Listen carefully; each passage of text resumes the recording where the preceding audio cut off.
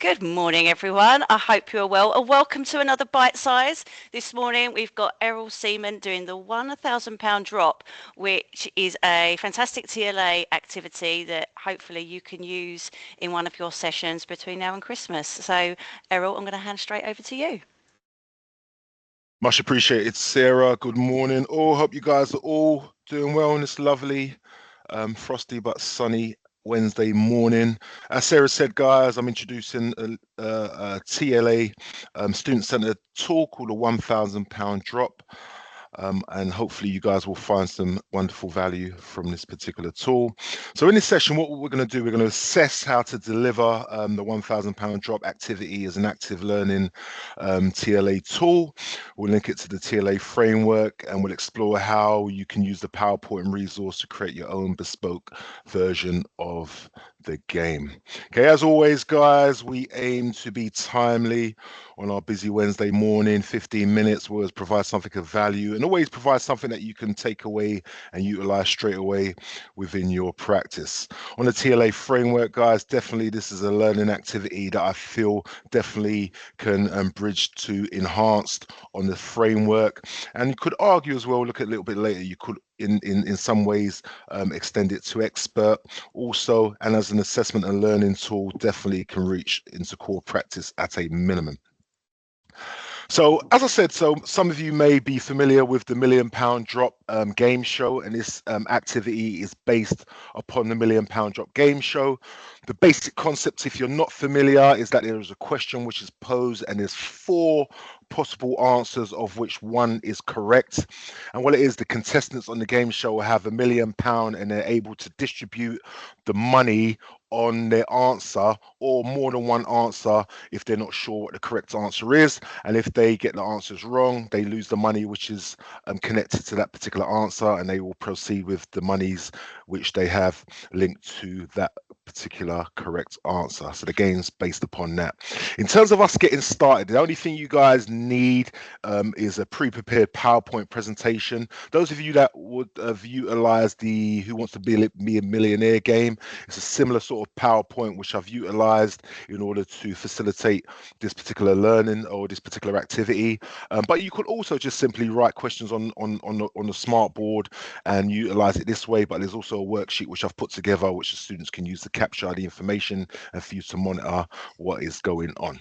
Okay, so this is what the PowerPoint looks like, which I'll come back to in a moment. When I switch over, you'll have a basic question, one of four correct answers, and then you can populate the correct answer as you wish in order to provide it for the students. Okay, the general procedure. So students start, as I said, the game shows £1,000,000. This particular game is £1,000, just to make it a little bit more digestible for the learners. This could be a team game or an individual game. However you want to do it, we'll look at some alterations that we can make to the game as we move on. The question is presented with four possible answers. So you can, obviously, whatever you want to do, whatever you're covering, whatever topic you want to present, we can do that. But the key thing is only one answer is correct. Students have a period of time for discussion. We'll talk about the time period later, but a time frame such as 40 seconds to 1 minute. What we want to do with this activity is to engender conversation and discussion, and cognitive reasoning within our students to make sure they can come up with and explore the topic that you're offering. Now, in this particular game, I have the wagers are multiples of £50. Yeah, and we'll look at how we can make some alterations to the game, because you can be flexible. It can be whatever you want it to be. But from a simplistic point of view, I'm going to keep it to multiples of 50 as a minimum for this particular activity.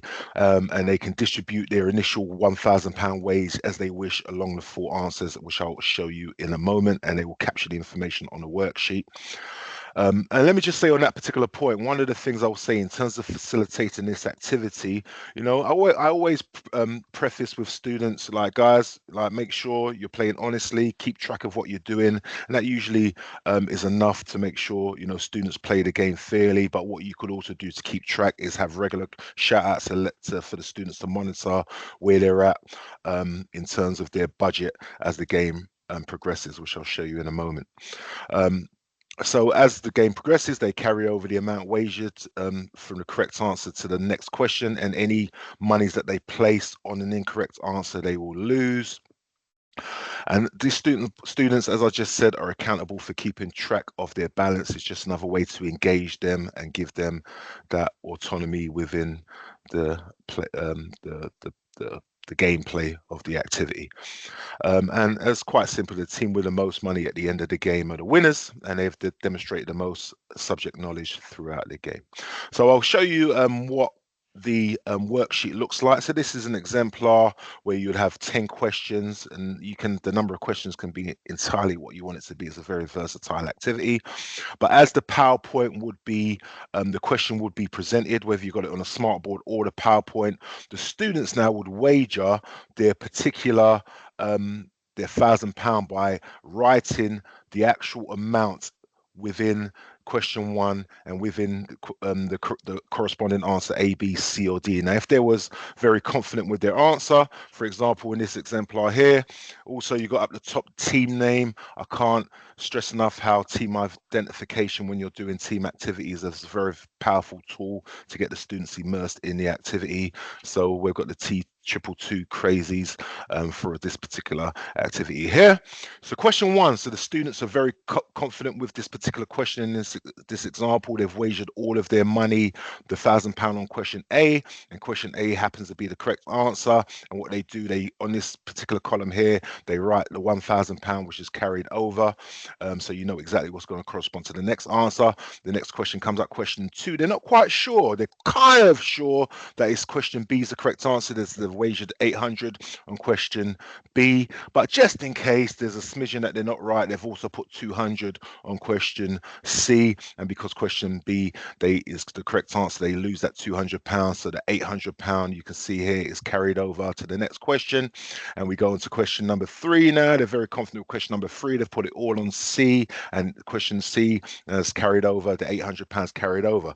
Now question four. Now they're not quite sure. They ain't really got a clue. So to hedge their bets, what they've done, they've split the £800 over all four of the questions, and as we can understand what will happen, only one of them is going to be the right answer. So as in the next exemplar question, they know that they've only now got £200 left, which is carried over because all of the other questions would be incorrect. Question five now, they've thought they've got the correct answer. They've wagered all of the £200 on question A, and it's been the incorrect answer because B is the correct answer. So now they are at zero, and effectively from a winning the game point of view, they're out of the game.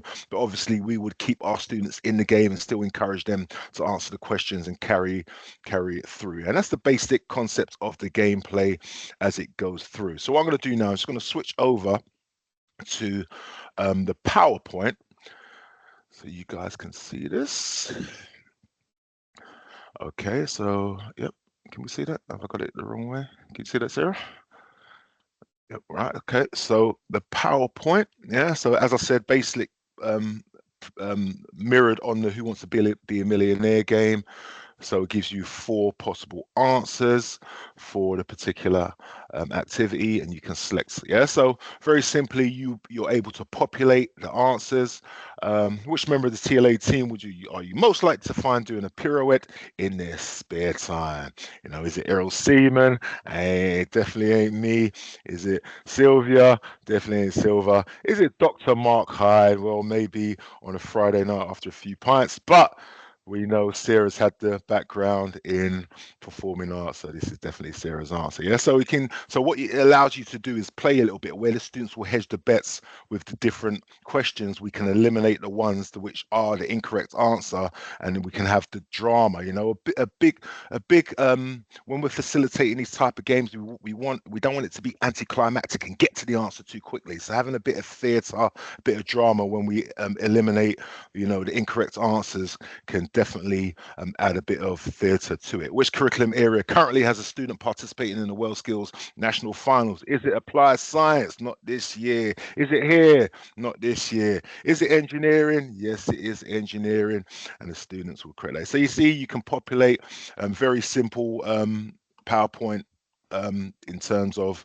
the actual ability to put your questions in here. Which of the following is not an assessment category for the BDC TLA framework? Is it enhanced? Is it core? Is it expert? Is it super duper? We all know the answer to that one right there. Okay, so you get the idea. Very straightforward. One more. Approximately how many total learners are currently enrolled as students at BDC for the 2025-26 academic year? Is it 9,000? Oh, all our wages would go up if it was 9,000. Was it 10,000? We'd get even more money. Right, it's around 6,000, unfortunately. All right, so you get the idea.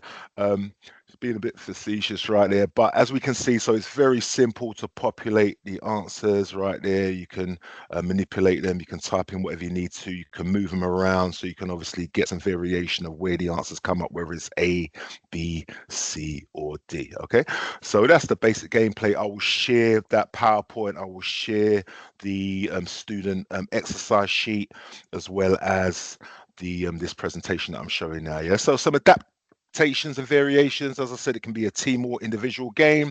Introducing, you can use it to introduce new topic information because they've got the, the multiple choice. You can play around with it. It can open discussion. You can assess, you can revise prior learning with the topic. As I said, you can change the budget. You can embed numeracy to a higher level if you want to make the amount higher than £1,000. If you want to make the increments lower than £50, you can have that autonomy. So it can be really good for maths, for example, to embed. I would suggest keeping a visual timer when you give the students that that period of time in order to have that conversation and have that discussion on the answer. And you could even alternate time frames. Maybe you start off with 1 minute. As it gets to the latter questions, maybe you drop it down to 40 seconds, for example, just to add a bit of pressure, or you could maybe even drop it down to 3 questions. You could play a version of the game where there's only 3 questions or 3 possible answers, of which one is right, which adds a bit of variation. You could even have a variation. This one I talked previously about learning activities being bringing it up to the expert version, where you could get the students to create their own questions, so they're each responsible for creating one bank of questions, and you collectively incorporate all the student questions into the activity. Benefits very quickly: encouragement of student teamwork, collaboration, communication, and problem solving, most definitely. Brilliant tool to introduce new content, which, as I said, will elicit conversation and discussion, and a brilliant tool for formative assessment and review of delivered content. And as I said, a versatile tool which you can utilize throughout the academic year to add some variety and keep the engagement. Just to finish off before I let Sarah close, guys, quote of the day. I love my quotes. You could be the most brilliant, informed person on earth, but if your class is in a state of boredom, your teaching isn't making an impact. Yeah. And listen, we're all experts in our area. We know we are. Yeah. But we also have to understand we need to combine our technical expertise with our pedagogy and keep the students of the 21st century engaged, which we all know is not the easiest trick. But a tool like this can support that. And a lovely quote by the great C.S. Lewis: the task of the modern educator is not to cut down jungles, but to irrigate deserts. I'll let the penny drop on that one. So, Sarah, I'll let you close there. Brilliant. Thank you, Errol. What a fantastic bite size, everyone. And I think it's so versatile. It can be carried across any curriculum area, any subject can pick this up. And I think as we head to kind of towards Christmas, students do need a little bit more engaging. Their attention is maybe drawn elsewhere, and it's just a real kind of fun way to assess learning and see what's going on and get learners kind of involved. And I can imagine them all really kind of taking this on. Is this something that you've done, Errol, in the past in lessons? No, I actually haven't. I've actually got a colleague of mine that I work with through World Skills, Adam McLean. So thank for providing me with this particular resource. So I've just adapted it slightly along with the PowerPoint presentation, but the basic concepts I borrowed from Adam.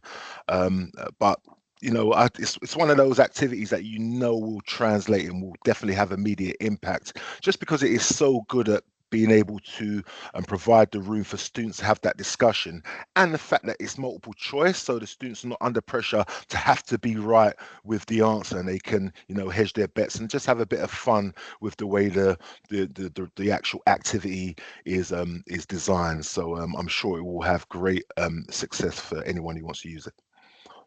Agreed. Yeah, fantastic. And there are no questions coming. So just to clarify, the presentation that you showed us, was that a template that you had made, or can you go and grab that from somewhere? So this is a template which I initially got from Matt from Brickwork, which we use for the Who Wants to Be a Millionaire activity. So I've just adapted it for this activity. So anyone who's on the call will get this created pre-prepared PowerPoint. Um, don't change it over onto Google Slides because it loses some of the effectiveness. I'm not being able to figure it out. So use it as the PowerPoint rather than Google Slides, but it works as demonstrated. So just play around with it. It's very simple. Fantastic. So it really is a ready-made resource which you could just, put into your lesson in the next couple of weeks. Amazing. And a top tip there about using PowerPoint rather than Google Classroom. Fantastic. Guys, thank you so much for staying with us today and watching Bite Size. If you need any other help with TLA, please pop up to T222. Or if you want to come and pirouette with me, you are more than welcome. Have a great rest of your day and see you later. Bye.